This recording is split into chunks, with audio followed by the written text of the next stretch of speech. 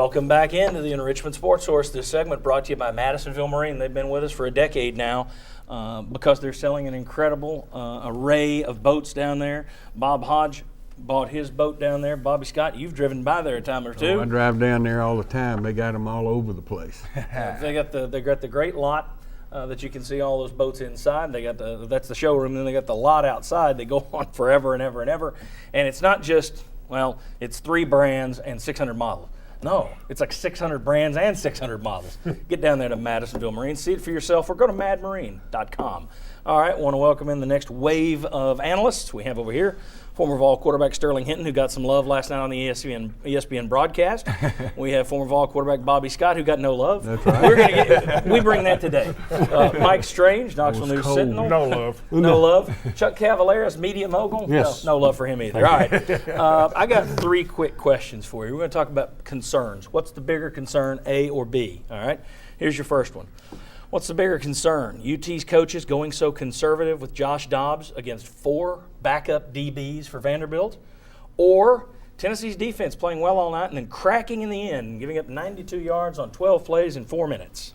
Bigger concern, conservative passing game or defense collapsing late? I think it's the passing game, simply because Dobbs didn't get a real good start, but they pulled his horns in.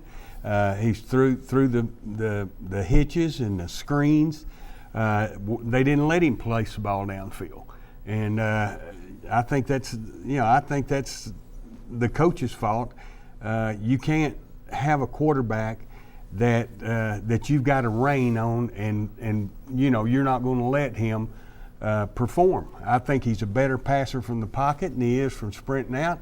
And heck, the first thing they did was sprint him out in the game, and do a perfect pass to Vanderbilt. Is everybody That's okay? right. Very quickly, and Bobby gave the big answer there. Yeah. Who agrees with Bobby? Yeah, I'm.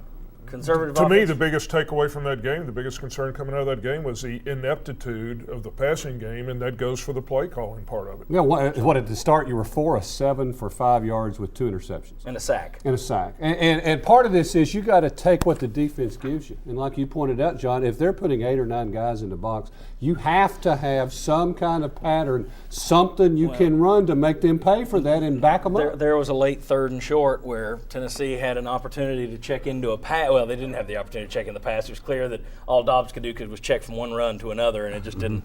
Sterling, your thoughts on? No, today's game, the offense is your defense now. The offense, the way the game has evolved, the offense gets the momentum for the team, gets the players' confidence up, and the offense has to be effective. It just has to be. It's safe to say you played not to lose, and you lost. Okay.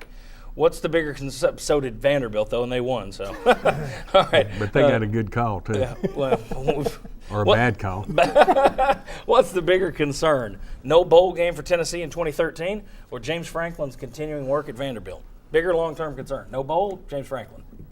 Go ahead, Mike. No, to me, it's the no bowl game because that's your house. This is Tennessee. Worry about Tennessee. Worry about Tennessee, your team, your program, and your fans. Don't worry about James Franklin. Well, I think the biggest long-term concern is James Franklin and what he's been able to accomplish. They've beaten you twice now for the first time since, 1925, 26? He's 2-1 against you, and the one loss was in overtime. Yeah, and the bowl game, okay, you go to a bowl game, and what happens if you get beat by 40 or 50? Are you glad you went to a bowl game? Well, you would have played East Carolina or Marshall, and everyone would have said, if you win, so what? If you lose, how can you lose to East Carolina or Marshall? Your thoughts, bowl game? Bowl game, without question. More important Without question. I think these seniors have endured a lot for our program, and we need to think about what these players have gone through and all the adjustments they've had to make in their style of play and their stick-to-itiveness to Tennessee. They didn't leave. They didn't jump ship. There's a little Johnny Majors coming out right there. They didn't jump ship. Drive, bravado, stick-to-itiveness. Attack. They didn't jump ship. Go ahead. I think the bowl game simply because you need that practice. You need those guys out there on the practice question, field. right? Okay. No, I agree with you. All right. Bigger concern. Michael Palardy's sudden backslide to his 2012 status, or Maryville's own Patton Robinette scoring the game winner? Bigger concern, Palardy's backslide, Robinette scoring the game winner and rushing for 40 yards last night. Congratulations to that young man and his family.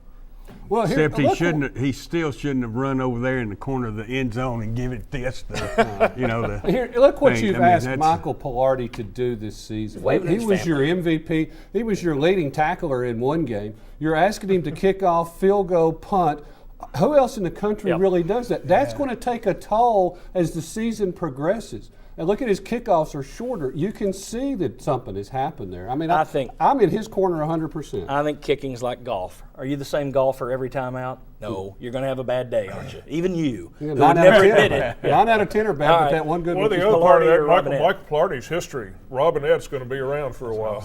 I agree, and I think he could haunt you for 3 or 4 years, 2 or 3 years to come. I agree with Mike Strange on that. I mean, Robinette is going to be around.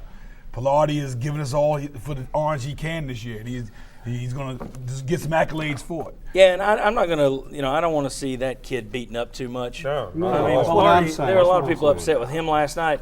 Hey, he's been your most consistent player Yep. from start to finish. Last 3 weeks, he's been the MVP. Yeah, Exactly. so, I mean, he had a bad night.